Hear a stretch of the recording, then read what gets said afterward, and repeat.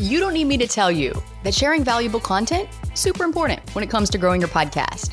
But if there are times when you sit down to write a podcast episode and you just kind of like want to bang your head on the keyboard or maybe, accidentally spill coffee all over your laptop so you can be like, oh, hey guys, I spilled coffee on my laptop.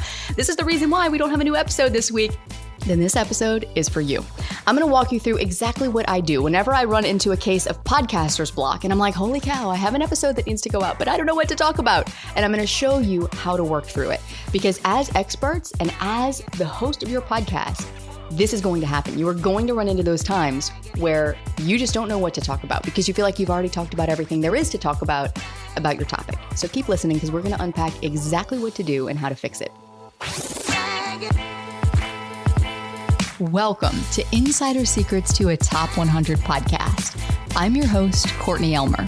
Let's make your business binge-worthy. So last week, we were on our annual family vacation. Every Memorial Day, we take a 8 to 10 day trip, usually to the beach. And oh my gosh, we do our darndest to unplug. It is so hard. It is so hard to unplug. But by like day 2 or day 3 of vacation, you're like, okay, I'm in it. I'm in the flow now. I don't want to look at my laptop. I don't want to look at my phone. The messages are coming in. I'm like telling people like, I'm on vacation. I'll get to you when I get back. And the discipline that it takes to do that is really difficult. You know what else is really difficult? Coming back from vacation, having a week before summer camp starts, not having any podcast episodes recorded, and needing to crank out content a couple of days before that content is supposed to air. Yep, that's been me this week. And, full transparency, there are those times where you just don't have stuff batched. Maybe you just got over being sick and your head is so foggy, you're like, oh my gosh, I can't even read a book because I keep reading the same sentence like 12 times over. And there are other times where you're just not in the mood to create content. You're just not in the headspace. Maybe you're more tired than usual for some reason. Maybe you've got something else on your mind that's kind of consuming all of your mental energy. Maybe it's just Tuesday. And for whatever reason, you've hit a wall and you just cannot think of anything to say that you haven't already said. But when it comes to recording the content, no problem. You've got that down.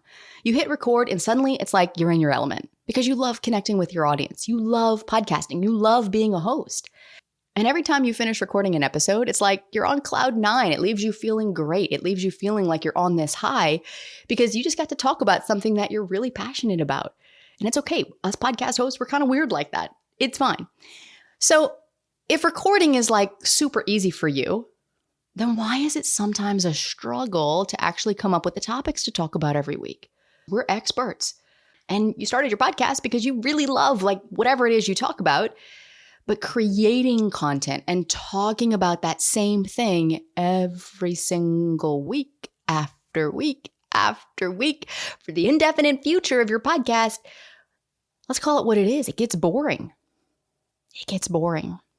And I have people who come to me all the time, clients. In fact, I got a Voxer not that long ago from a client who was like, Courtney, I feel like I have told the same story on my podcast like 20 times already. And it's a great story. And I tell it a lot because it really explains a lot and explains, helps people understand what I do. But I've already talked about it 20 times. Like, what else can I talk about? I call this the curse of the expert because as an expert, you know your topic inside and out. Do we always have room to grow? Absolutely. Can we always go deeper? Sure. But at the end of the day, you know your topic better than anyone else. And you know what else happens whenever you do something for a really long time? Even if you love it, you get tired of it. There are moments where you're just like, I just don't want to talk about this again. I feel like that sometimes with the podcast. I'm like, okay, I've talked about how to title your episodes like 482 times already. Does anyone really want to hear that again? But what I want to remind you of is that to become a successful podcast host, instead of finding yourself waking up one day staring at your keyboard being like, what do I plan today for today's episode? What I want you to do is shift that and shift your expectation that you're always going to love showing up and talking about whatever it is you talk about and expect instead to get bored with your content. Expect it. Expect it to happen because every top 100 host gets bored with their content. I promise you. But here's what I also want you to remember is that just because you're a bit like about it doesn't mean that someone listening isn't hanging on your every word. Because what maybe feels a little stale to you is often incredibly valuable to the person who's hearing it for the first time. In fact, skip back and listen to that again. Think about the person who's listening to whatever it is that you're sharing for the first time. To you, it might be the 52nd time that you've shared it, but to them, they've never heard it before. And to continue being an expert, you and me, we just got to learn to get used to getting bored with our content. We got to learn to deal with it. So what do you do when you've got an episode that drops like tomorrow and you still need to create it? Here's what I do. I have 3 questions that I ask myself. But at the root of all of these questions that I'm about to give you, you got to remember who that content is actually for. Who is it actually for? A lot of times, we as hosts can fall unconsciously, unknowingly into this trap, this way of thinking that I'm the expert. I need to be seen as the expert. So therefore, I need people to think that I'm the expert. And I need to sound really smart. I need to sound like I know what I'm talking about. But sometimes the best episodes are the ones that are off the cuff. They're the ones that came to you in the shower yesterday and you're like, oh my gosh, I need to create an episode about that. It's not the ones that you researched for 4 hours, or for the guests that you dug super deep into their bio, into their history, and into their social media from 4 years back. And you're like, okay, I've got all the amazing questions to ask this person to get the best interview from them. No, those are not the best episodes. Isn't that crazy how that works? And isn't it also true that the episodes that are often the best, the ones that outperform all the rest, are sometimes the ones you took a risk with? They're sometimes the ones that you didn't expect to talk about that week, but maybe someone asked you a question and it sparked something, and there you are talking about it, giving the answer. And we have to remember that at the end of the day, your podcast is not for you. I know you're the host of your show. And it's really easy, and often we don't realize when this happens, but our ego likes to step in and steal the show. I'm the host of the podcast. I'm the expert. Look, I know you're not sitting there thinking that as you're planning your episodes, but unconsciously this tends to happen. It's how we're naturally wired as humans. So we just have to understand we're naturally wired that way. But what we can do is become aware of it. For me, there have been many times in my podcast where I let my ego steal the show. I could choose to be ashamed about that, but I'm not, because I didn't realize it at the time. Now that I'm aware, though, I make a very intentional effort to align my energy, to connect with you who's listening to my voice right now, who spends your valuable time with me here every single week, every episode. Because there are millions of podcasts that you could choose from. But yet you're here listening to me right now, and I am honored that you have chosen me. And that's a great gift, and I don't want to waste it. And so what we have to realize as podcast hosts is that your podcast is not for you. It never has been. It's for the person who told you last week that that was the exact episode that she needed to hear. And where has your podcast been her whole life? It's for the listener who emails you and says, oh my gosh, I live for Wednesday mornings when your episode drops, because I listen on my way to work and it just sets the tone for my whole day. It's just something that I really look forward to.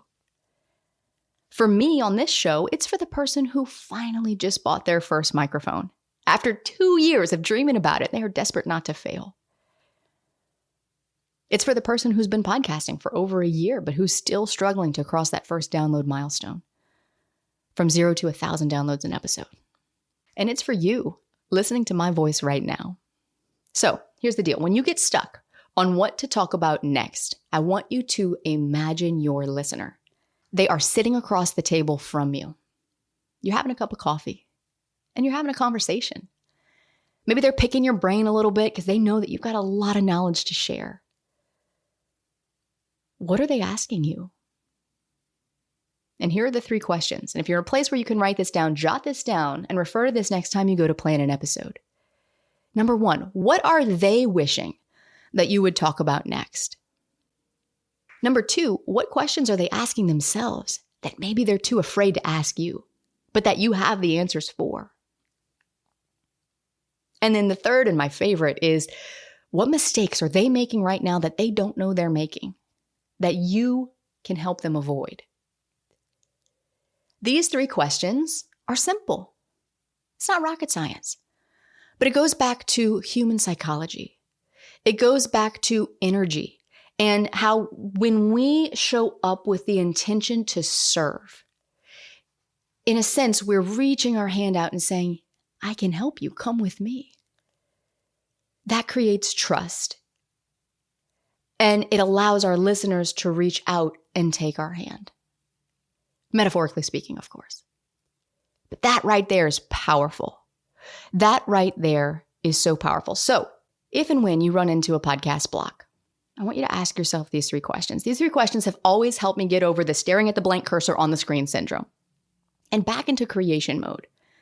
Because what this will do is it will help get all the noise in your head out of the way of, oh my gosh, I'm the expert, yet here I am not knowing what to talk about or feeling bored about what I'm talking about or just not feeling really energized or excited to talk about what I want to talk about this week. And instead of pushing an episode out, it will allow you to go deeper to a place of true creation, to a place of true connection, which your listeners will feel and they will experience. And guess what? It's going to come through your voice too. So here's the thing. Between you and me as experts, there's no need to beat ourselves up when we hit that wall, when we get bored with our content. There's no need to feel shame in those instances because it happens to all of us. But the next time it happens, ask yourself these 3 questions because I'm confident that they will help you move through those times where we're getting in our own way because we're too in our head. And maybe because unknowingly your ego is trying to steal the show. But instead, stripping all that away, allowing yourself to just connect with your listener and to what they need from you is not only going to help your listeners feel more connected to you, it's going to allow you to create more powerful, more meaningful episodes that people can't wait to listen to again and again and again. And speaking of how this shift will literally come through your voice, in the next episode, I thought I would take you behind the scenes with me to show you why, for the first 2+ years as a podcast host, the unconscious tones in my voice were causing listeners like you to totally tune me out and to lose interest and to stop listening altogether, and why this might be happening for you too without you even realizing it. So don't go anywhere because in the next episode, I'm going to show you exactly what I did and what you can do to fix it. All that's coming up next to help you make your business binge-worthy.